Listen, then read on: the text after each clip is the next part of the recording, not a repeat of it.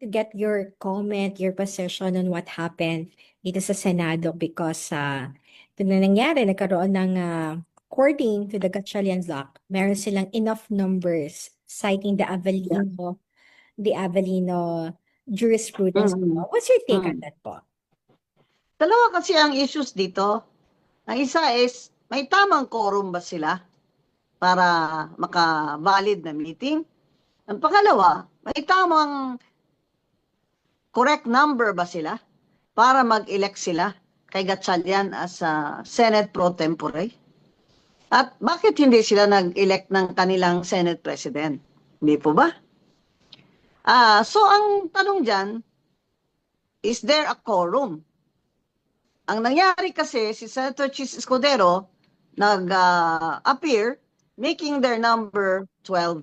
So, kung titingnan mo, 12 is of course 50% or half of 24. So, ang tanong dyan is, 24 ba ang basihan ng numero sa quorum kahit na si De La Rosa, Senator De La Rosa at Senator Jinggoy cannot be present? Ang ginagamit po kasi nila na basihan ay ang Abelino versus Cuenco case ng 1947. Ang nangyari po doon ay si Abelino ang naghabla sa kay Senator Cuenco because Senator Cuenco was elected by his group as Senate President by a vote no, which is less than 50% plus 1. Ngayon, ang sabi ng Supreme Court, una kasi sinabi ng Supreme Court na we will not interfere, that's a political question, pero on motion for reconsideration, ay the Supreme Court ruled on the matter. At ito po yung pasya nila doon sa Abelino, no? Which is a very old case. Sinabi ng Supreme Court, na ang basihan dito ay kung ilan ang members sa Senado within the jurisdiction of the Philippines that whose attendance can be compelled. Ngayon, dahil at the time, si Justice Tomas Confessor was abroad, naging 23 na lamang sila. Kaya po, sinabi ng Supreme Court na yung number doon ni Abilino na kumbaga 12 sila ay bastante enough to constitute a quorum. But remember, because Senator Confessor was abroad and his presence cannot be compelled, by our jurisdiction. So, ibig sabihin, ang tanong, si Senator De La Rosa ba ay abroad? Hindi naman po nila masiguro, di ba? Patay na ba siya? Siguradong hindi siya patay kasi nakita nyo naman na naglalakad siya doon palabas. Si Senator Jingo Estrada ba ay hindi pwedeng makumpel ang kanyang attendance? Pwede po. Kasi pwede naman siyang ang court ang mag-order sa kanya upon request of the Senate na pupunta siya for the purpose, let's say, of the quorum or for the purpose of electing the officers of the Senate. So, ibig sabihin po, 24, nakalagay sa Constitution, sa Section 6, subsection 16, na ang quorum ng each house, ng House of Reps tsaka ng Senado, ay majority ng kanilang numero. Ibig sabihin po, sa 24, dapat 13 ang majority sa quorum to call for a valid meeting. Ngayon, ang sinasabi nila ng grupo ni Gatchalian, ni Senator Gatchalian, na wala naman yung dalawa. Kaya, sabi nila, yung pagdating ni Chis Escudero, ay may quorum na sila. Hindi po ba? Kasi po, di ba, sila? 11? 11? Oo. Tapos dumating si Chis Escudero, 12 na sila. So sinabi nila, may quorum sila. Kahit 12 lang. Kasi sabi nila, ang batayan, dapat 22 lang. dahil wala si Senator Bato de la Rosa, hindi na alam kung saan siya, at nakakulong naman si Senator Jinggoy. So, balikan ho natin ang Supreme Court, Constitution ng Article 6, Section 16. That it shall be a majority of the members. Hindi ba? Dun sa House, ganun din yan. Sa Senado, dapat ganun din. So, my opinion is, dapat majority ng 24. So, ibig sabihin 13, hindi 12. Okay? So, tumawag sila ng meeting kasi sabi nila may majority sila, so may quorum sila. Ang tanong, sino ang nagpe-preside? Kasi ang pag-preside ng meeting sa Senado ay function po yan at power ng Senate President. Kung wala po ang Senate President, ang Senate pro tempore, si Senator Legarda. Kaya po sila, yung grupo ni Gatchalian at ni Risa Ontiveros at ni Tulfo, inelect nila si Senator Gatchalian bilang pro tempore. Pinalitan nila si Senator Loren Legarda as Senate pro tempore. Using again 12 votes, sabi nila. Kasi absent naman yung 12 sa kabila. Pero tingnan mo na naman ang rules of the Senate.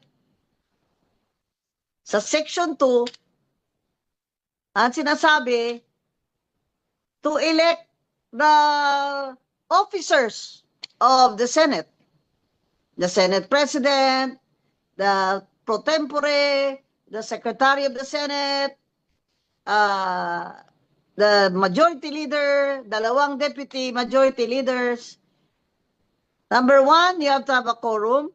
Number 2, you must have a majority of all its members. Nakalagay na yung word na all its members, kagaya dun sa constitutional provision.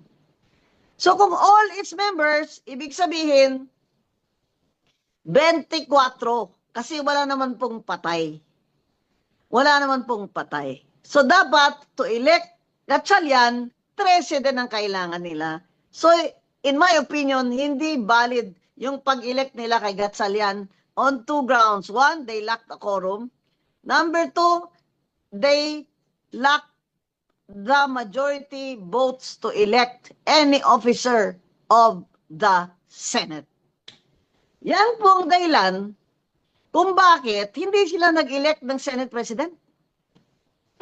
In other words, right now, Alan Peter Cayetano, even on their side, is their Senate President.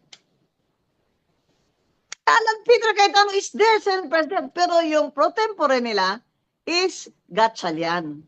That is why I said that in my opinion, Senator Gatchalian has usurped the function and the position of the pro tempore because he was not elected by a majority or 13 senators or majority of all the members of the Senate. So, dahil po dyan, si Alan Peter, Senator Cayetano, Senate President Cayetano, continues to perform his administrative duties and legislative duties as Senate President. And they are not contesting that. They're not contesting that because pro tempore lang si Gatchalian, pero para yun makapreside daw siya ng meeting as acting president. That's why I said there is no such animal as the acting president because in the list of officers, in the rules of the Senate, wala naman pong acting president dyan na binoboto ng majority of all the senators. Kasi ang ginawa po nila para maka-assume ng office, si Senator Gatchalian, ginawa nila siyang pro tempore. Yan.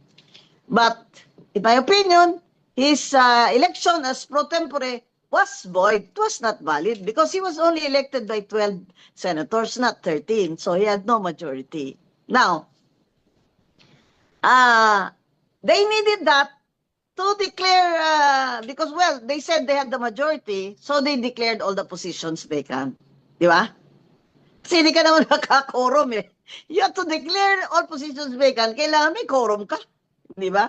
Kaya sabi nila sa 12, may quorum na kami. Kasi yung dalawa, wala naman eh. Hindi naman yun makakabdalo eh.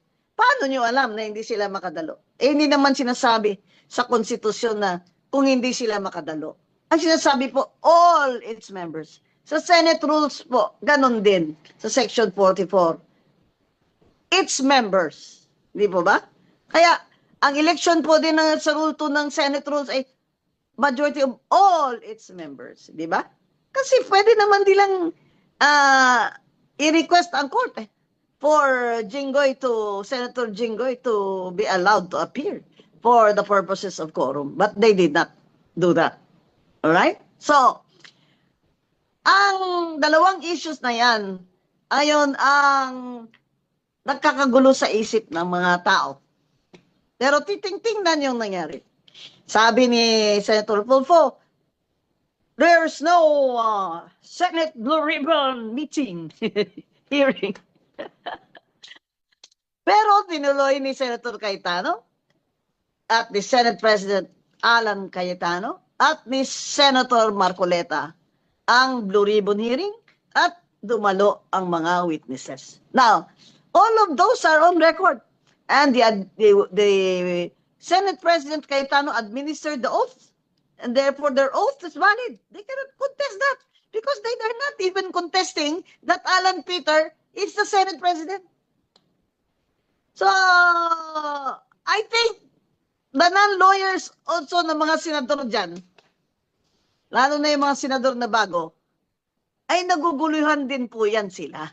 Kaya lang, yun na yung linya ng kanilang grupo eh. Hindi po ba?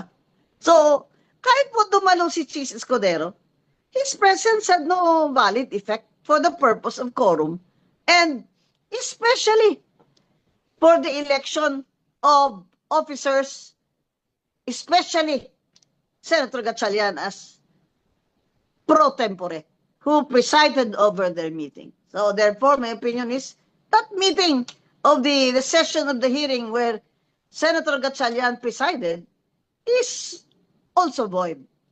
Ngayon, may nagsasabi ho, adi presume na yun na tama yung mga ginawa nila. Paano naman po tayo makapresume na tama yung mga ginawa nila?